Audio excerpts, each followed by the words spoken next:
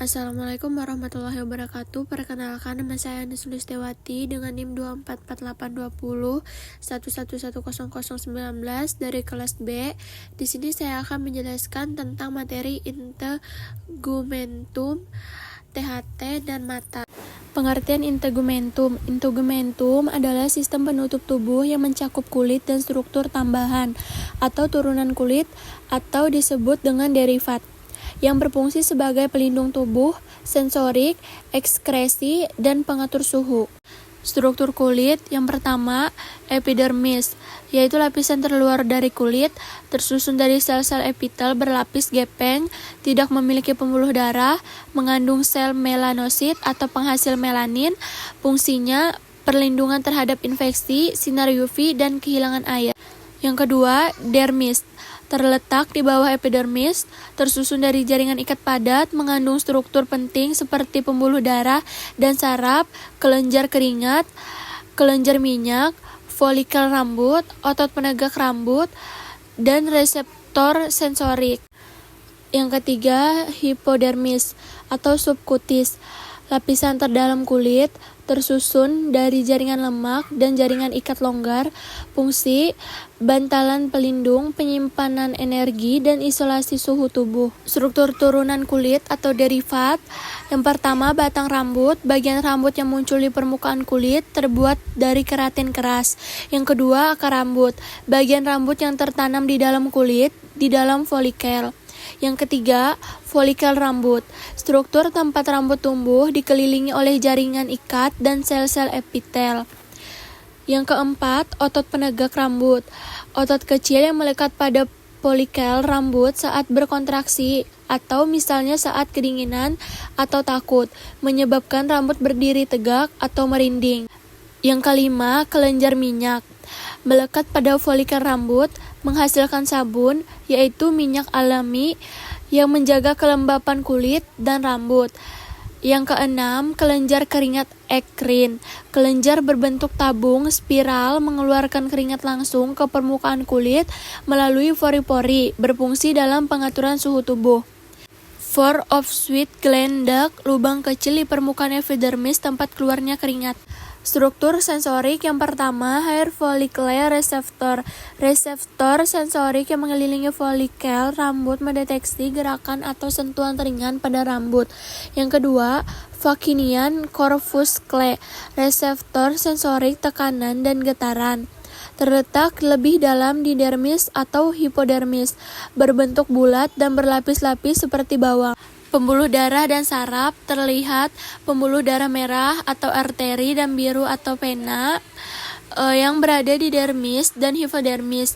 Fungsi menyuplai oksigen dan nutrisi serta membantu dalam pengaturan suhu atau dengan vasodilatasi dan vasokonstriksi.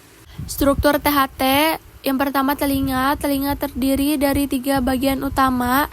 Yang pertama, telinga luar, auricula atau daun telinga, yaitu mengumpulkan gelombang suara, meatus acousticus externus atau saluran telinga, menghantarkan suara ke membran timpani. Yang kedua, telinga tengah, membran timpani atau gendang telinga, yaitu bergetar saat menerima gelombang suara. Osikula pendengaran, yaitu terdiri dari malleus, incus, dan stapes yang meneruskan getaran ke telinga dalam. Tuba eustachius, yaitu menyeimbangkan tekanan udara antara telinga tengah dan lingkungan luar. Telinga dalam. Cochlea, yaitu mengubah getaran menjadi impuls saraf untuk pendengaran. Kanal semisirkular, yaitu mengatur keseimbangan tubuh. Yang kedua, hidung. Hidung berfungsi sebagai organ pernapasan dan penciuman. Terdiri dari yang pertama, septum nasi, yaitu membagi rongga hidung menjadi 2 bagian. Yang kedua, concha nasilis, yaitu struktur yang meningkatkan luas permukaan untuk memanaskan dan melembabkan udara. Yang ketiga, sinus paranasal, yaitu rongga udara yang membantu resonansi suara yang mengurangi berat tengkorak. Yang keempat, mukosa olfaktorius, yaitu mengandung reseptor penciuman. Yang ketiga, tenggorokan atau faring dan laring.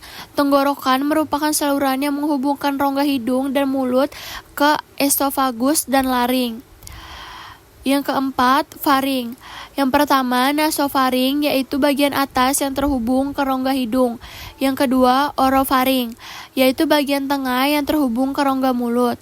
Yang ketiga, laringofaring, bagian bawah yang mengarah ke esofagus dan laring.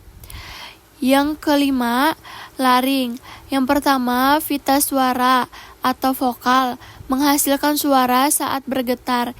Yang kedua, epiglotis, yaitu mencegah makanan masuk ke saluran pernafasan saat menelan. Struktur mata, yang pertama bagian luar mata. 1. Kelopak mata atau palpebra, yaitu melindungi mata dari debu, cahaya berlebihan, dan cedera. Juga membantu menyebarkan air mata untuk menjaga kelembapan mata. 2. Alis mata, yaitu mencegah keringat atau air dari dahi masuk ke mata. 3. Bulu mata, yaitu melindungi mata dari partikel kecil seperti debu dan pasir. 4. Kelenjar air mata, yaitu menghasilkan air mata untuk menjaga kelembapan dan kebersihan mata. Yang kedua, bagian dalam mata. 1. Kornea, yaitu lapisan bening di bagian depan mata yang membantu memfokuskan cahaya ke dalam mata. 2. Sklera, yaitu bagian putih mata yang keras memberikan struktur dan perlindungan pada bola mata. 3. Iris, yaitu bagian berwarna pada mata yang mengatur ukuran pupil untuk mengontrol jumlah cahaya yang masuk. 4. Pupil, yaitu lubang di tengah iris yang memungkinkan cahaya masuk ke dalam mata. 5. Lensa, yaitu struktur transparan yang memfokuskan cahaya ke retina. Lensa dapat berubah bentuk untuk menyesuaikan fokus pada objek dekat atau jauh. 6. Retina, yaitu lapisan tipis di bagian belakang mata yang mengandung sel-sel fotoreseptor atau sel batang dan kerucut yang mengubah cahaya menjadi sinyal listrik. 7. Saraf optik, yaitu mengirimkan sinyal visual dari retina ke otak untuk diproses menjadi gambar. 8. Makula, yaitu bagian kecil di retina yang bertanggung jawab untuk penglihatan sentral dan detail yang tajam. 9. Fovea, yaitu bagian dari makula yang memiliki konsentrasi sel kerucut tertinggi, memberikan ketajaman visual tertinggi. 10. Aqueosus humor, yaitu cairan bening yang mengisi ruang antara kornea dan lensa, membantu menjaga tekanan intraokular dan memberikan nutrisi. 11. Vitreous humor, yaitu gel transparan yang mengisi ruang antara lensa dan retina, membantu menjaga bentuk bola mata dan menyalurkan cahaya ke retina.